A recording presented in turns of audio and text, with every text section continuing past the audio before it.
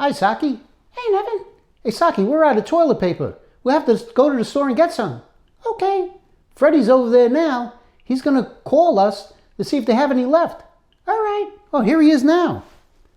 Oh, Fred, there's no toilet paper left? Okay, we won't go.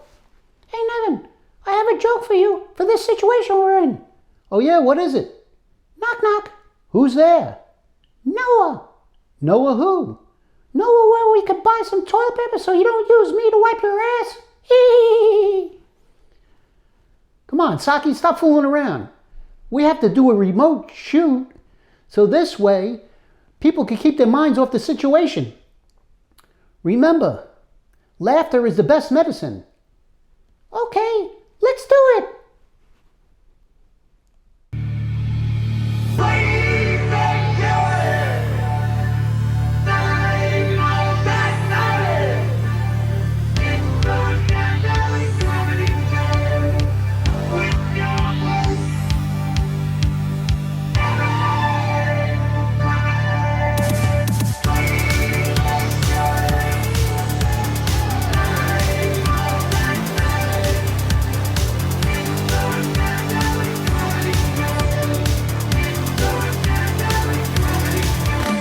Welcome to the Staten Island Comedy Show.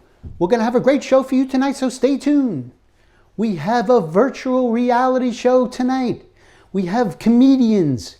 They're from all over. They're going to send their clips in, and we're going to see them right here on the Staten Island Comedy Show. So our first guest is Cristy B. She's from Maryville, Tennessee, but she lives here in Palm Coast, Florida. She's been doing comedy for 9 years.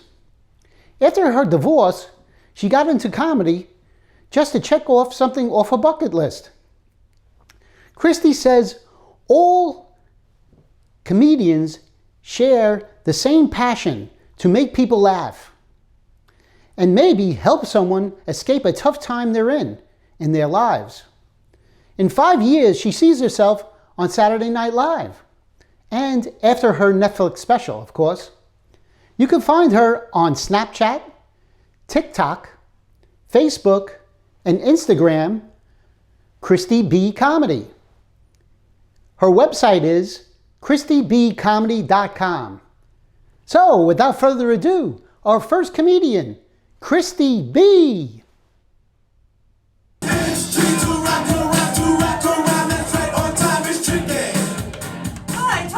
A hip-hop song. Oh my gosh, I am so sorry to hear about Amy's flat ass. Like, I hate to hear that because I love my ass. In fact, I love my ass so much, I've already made arrangements, y'all. When I die, I'm gonna have an open ass kit. Everybody can come to my funeral, bend over, and kiss my ass goodbye, right? I've been telling that jokes for years. My friends are gonna come to my funeral, they're gonna be like, oh my God, I can't look, Jen, is it heads or tails? I don't even know. I don't know. I love ladies' night. I love my ladies. Yes. I went out with my girlfriends last month, and it wasn't my birthday, but it was my turn to wear the birthday sash and tiara to try to get free drinks from guys. I noticed another group of ladies, nice and young, just young, very young. We made our way up to the bar. She was also wearing a birthday sash and tiara. Made our way up to the bar, and I looked at her, and I was like, happy birthday, girl. She looked at me, and she's like, happy birthday, lady. I know. She's like, oh my God, I'm 23 years old. How old are you? I'm like, well, I'm 47. And she's like, I can't believe you're that old. I was like, thank you. She's like, no, I mean, you just look like you're 37. And I was like, aw, you too.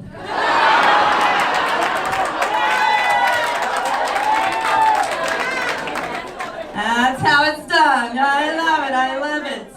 I'm a Leo. I've just had a birthday to turn 47. I've always been true to the Leo sign until I turned 45 and suddenly became a cougar. Not gonna lie, y'all. I do love younger men. If I can get one to love me for 45 minutes to an hour, that's a good night right there, ladies. I did have a young guy approach me one time though, and I could tell he was way too young for me. And I was like, look, just stop right there. This is not gonna work. He's like, I bet if you'd take some time to get to know me, I bet you'd find that we have a lot in common. I was like, dude, like what? I mean, the year you were born, I was driving down A1A singing.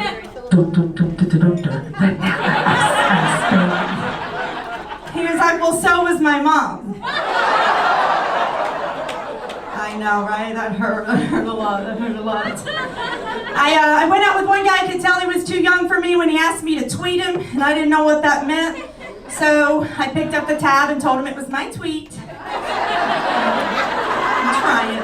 I'm trying. I'm not understanding this lingo with all these guys, you know? I'm not understanding. I did go out with somebody closer to my age, and he was like 50, and he's like, I'm a stockbroker. And I was like, oh crap, I don't know anything about that. But then he was like, oh, check it out, the Dow's up 43 points. I was like, I know, I'm burning up in here. It's so hot.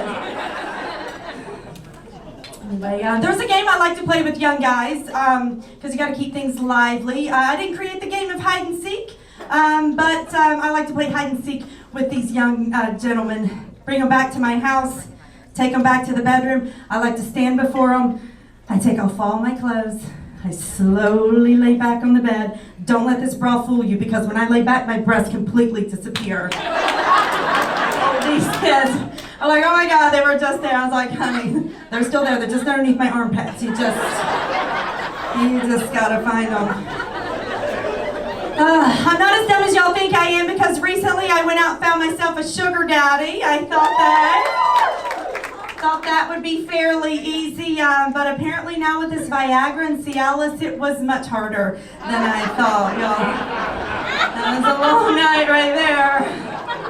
This old man, though, he said he was smitten by me. You know how old he had to be for him to use the word smitten? He's like, Christy B, he said, I will fly you around the world. I'll take you anywhere you want to go. You want to go to Barcelona? I'll take you to Barcelona. I was like, oh my God, I've never been to California before. Is that near Hollywood? I don't know. I did what everybody my age is doing, and the online dating, you know. And I can't relate even online, because I had a gentleman message me and he said, Christy B, I see you like to golf. Do you prefer the Pro V or the Titleist something? And I was like, dude, I don't have a ball preference. Can I not just play with yours? So we went out, and the date was going really well. We met for drinks. We started drinking. It was going really well until all of a sudden, out of the blue, he says, oh, by the way, I have a silicone testicle. Right? Everybody's like, what? I was like, excuse me, fake ball, what? I mean, I was drinking heavily. He was like, yeah. He said, look, I was just born with one. Like every other man, I wanted two. I did the research, and I have an implant. He's like, I don't know why I'm sharing this with you. Must be the alcohol, because it's not like you can tell or anything. And suddenly, that sounded like a challenge. I was like, hang on just a second, you mean to tell me? I mean, I found myself back at his place like I was on a game a minute to win it, y'all. I had his balls in my hand. I was squeezing them. I was rubbing them. I was weighing them out, see if one weighed more than the other. I put one up to my ear. I shook it like it was a Christmas present.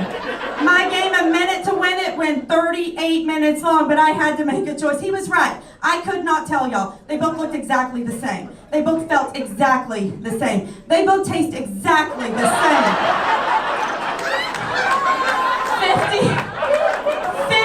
50-50 chance here, y'all, and I wasn't going to give up. I was like, you know what? I'm going to go with this one. This is your noodle. He said, Christy B is a comedian. You're going to love this, because I was just kidding.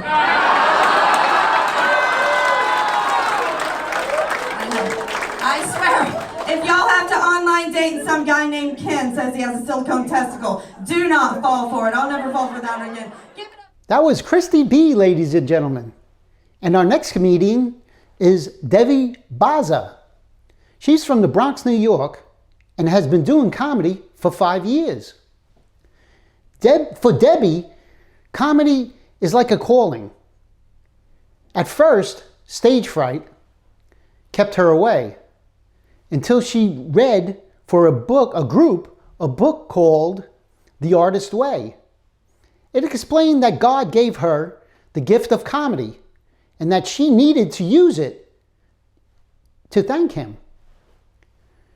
Comedy is about life. She shares marriage, divorce, widowhood to help others know they are not alone, to help them cope. In 5 years, She sees herself free from the coronavirus. You can find her at Instagram, Facebook. She goes a half hour, Monday through Friday, 4 p.m. on Facebook streaming. So, our next comedian, Debbie Baza.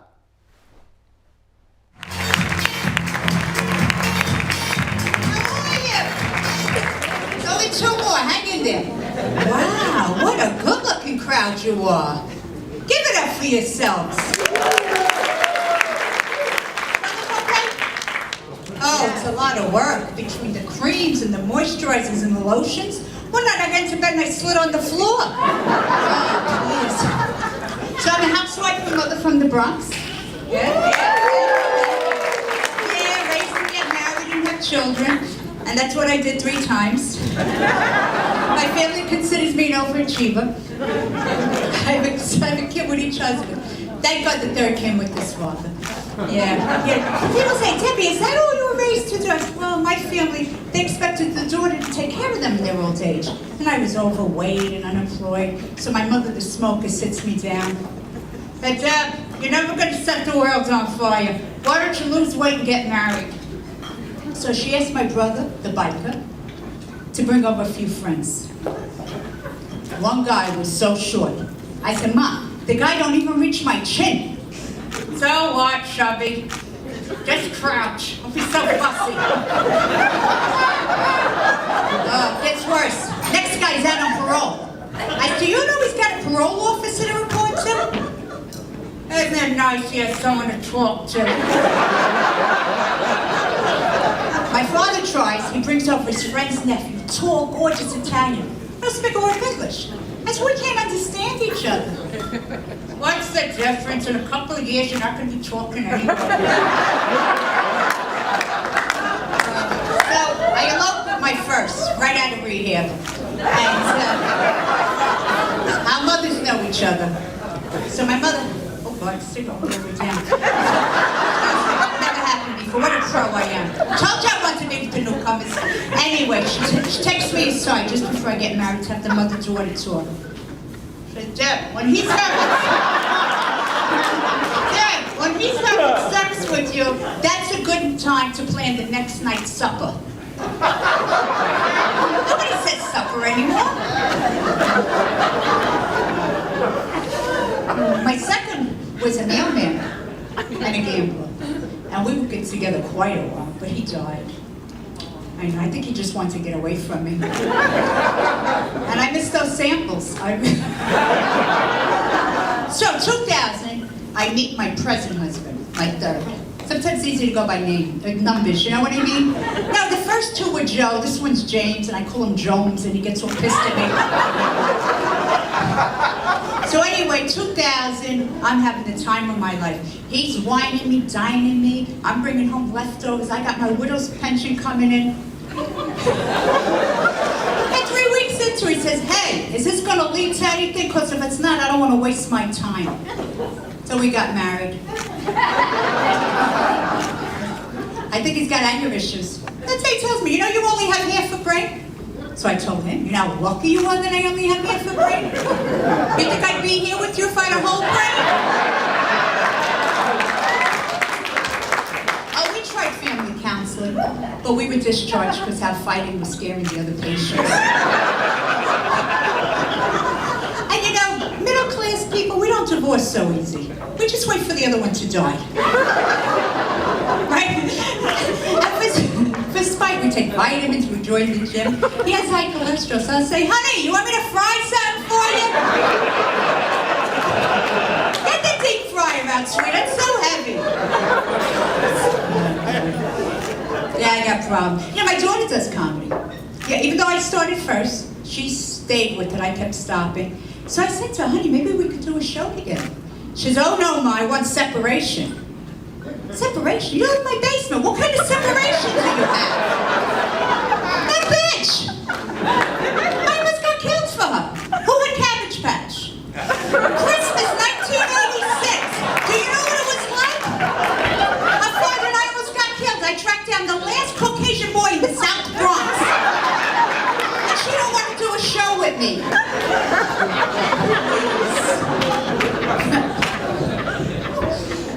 unbelievable. Then my other daughter, for respect to honor her father, she has a nice big tattoo of his face. Unfortunately, her father already had a double chin. So, in years he's going to look like he has a pelican neck. Thank you so much.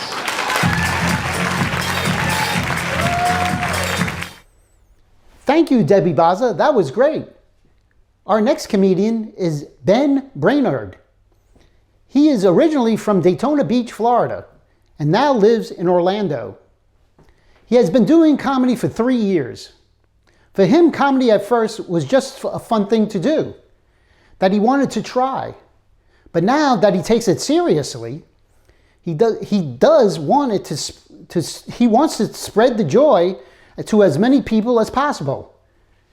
Usually, he's the type of guy that just goes with the flow. But in 5 years, he would like to see himself live in Atlanta or LA, touring or acting. But the only thing that he can say with certainty is that he'll be working hard to reach his goals. Find him on his website, benbrainard.com. On the first page, you'll find show dates, pictures, contact information, online store, videos, and social media links. Without further ado, our next comedian, Ben Brainard.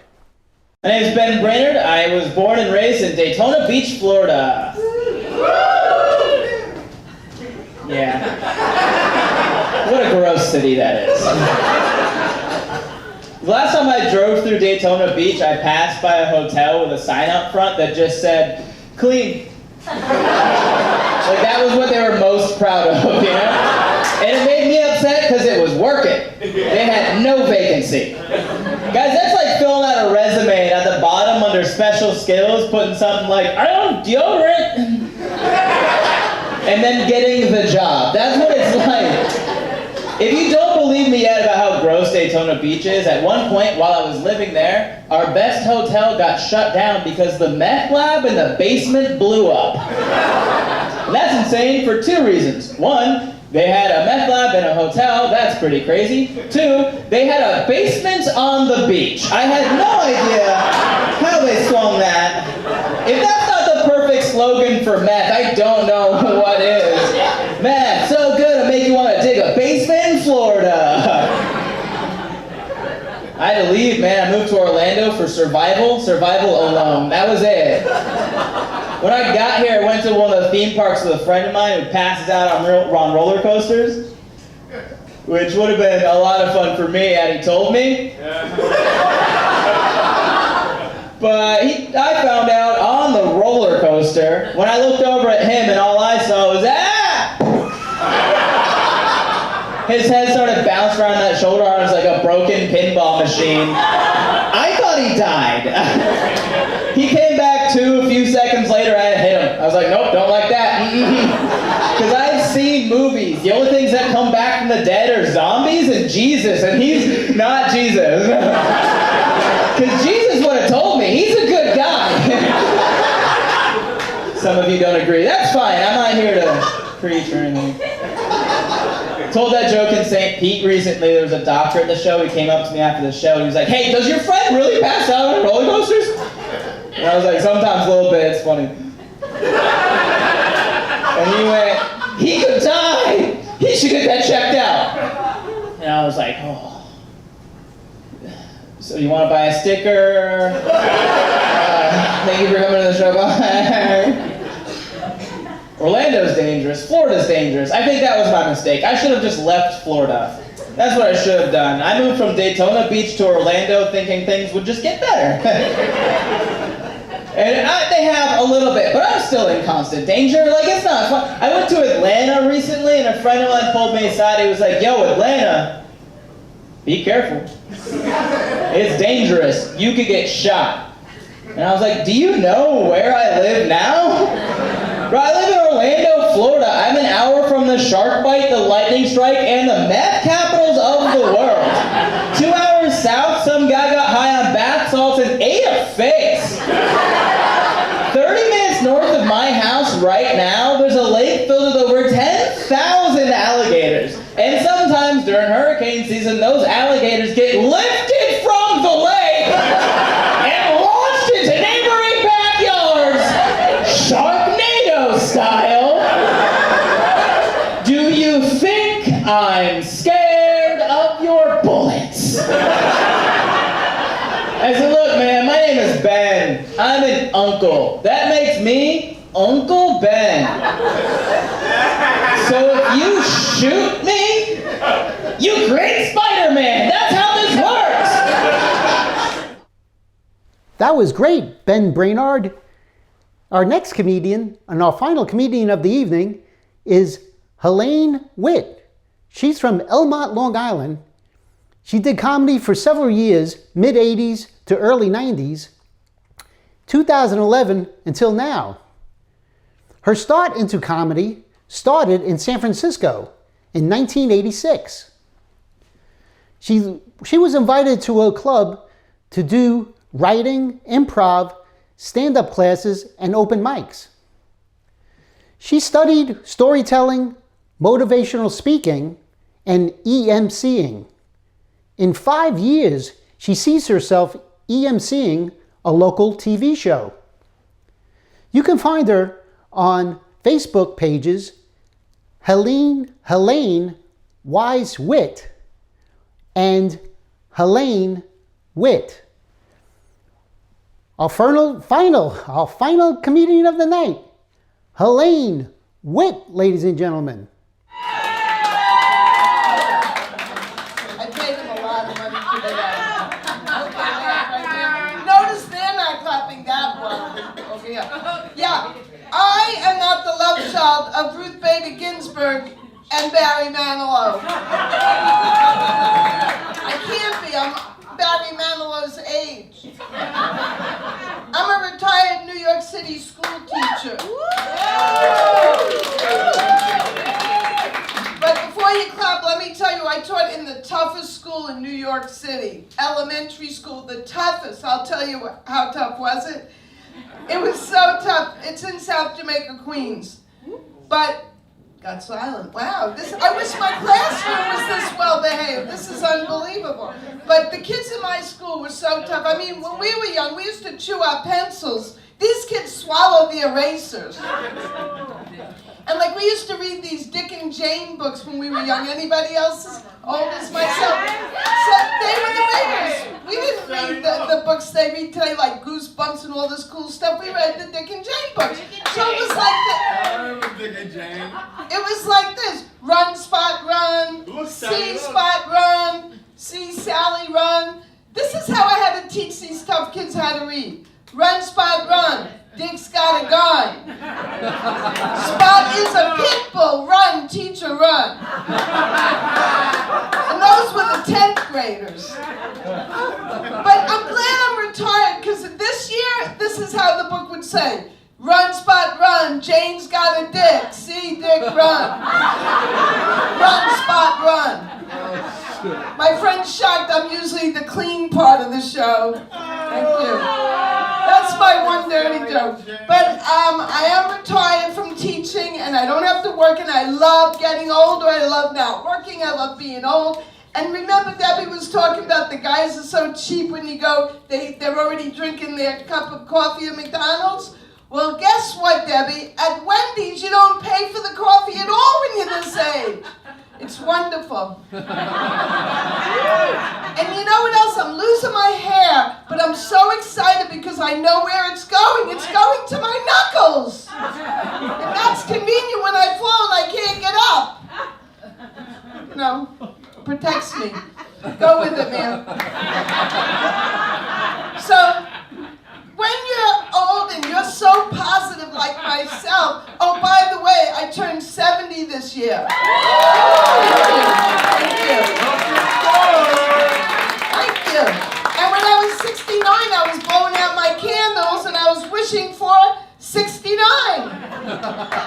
Now I'm 70. So anyway, I was saying that, ma'am, when you get to be my age, you have this, like, thing happen to your legs, and it's called the Google Roadmap to Adventure. They're called the varicose veins. You have something to look forward to. What's your name? Lori. Lori, this road takes you to the Sterling Forest. I'll break that down for you. They took out the Brazilian and all. I got the Sterling Forest. And Lori, if the date doesn't go well tonight, the blind date, this road will take you to the Dead Sea. Yeah, it's great getting older, I'm telling you. I was telling you about my school. I'm going back to that again. Famous people went to my school. Carol Jenkins from Fox 5 News, she went to my school. She graduated. 2 NFL stars went to my school. And the ATM bandit never graduated. He wasn't too good in math, but he went to my school. But this kid comes to school, he says, teacher, teacher, I have show and tell and the word of the day. And this is a kid who was so unmotivated. I said, wow. He says, Glock, G-L-O-C-K. I didn't call the cops because he spelled it right. I put him in 3rd grade. I wanted to tell you, I'm very proud of this. I went to Woodstock 50 years ago, and 50 years later, this last summer, where did I go to Woodstock? 50 years later. Give it up for me. Thank you. Now, some people fight the war in Iraq. I'm getting applause because I went to Woodstock twice. I don't know, that's not... But I braved the elements. I mean, the first Woodstock, there was a famous movie made, and although Guthrie goes, the freeway's closed, man. It was a famous part of the movie. People got out of their car. They walked on the, what was that, thruway. Obviously, I just said thruway. See, when you get older, you forget words. And they walked to the concert in the rain, and they loved it. This time, the freeway was closed. It was crowded. The difference was we pressed the button on our our vans. We pressed the button. The wheelchairs came down, and we went walking with our walkers, but when you have the bell bottoms and the walkers, you trip and you can't get up. Paul McCartney was singing Maybe I'm Amazed. I said, maybe I'm amazed, Paul. I could barely get up this step here and just sing it for 3.5 hours. And then Mick Jagger, in the middle of Satisfaction, he goes like this. He wants us to sing. I said, I raised my hand in front of thousands of people. I said, no, Mick Jagger. I paid a lot of money to come to this. You sing Satisfaction to me. Thank you. We had the van, the VW bus at Woodstock, and it had a sign on it. It said, don't come a-knockin' if this van is a-rockin'. But this time we put a sign on the VW bus that said, don't come a-fussin' till I've had my Robitussin. Well, you know what? We have so many more comics. I'm going to say goodnight. Thank you.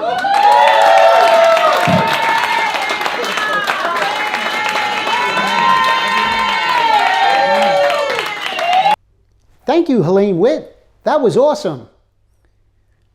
That was the final comedian of the night. Thank you, everyone, for watching the Staten Island Comedy Show. See you the next time.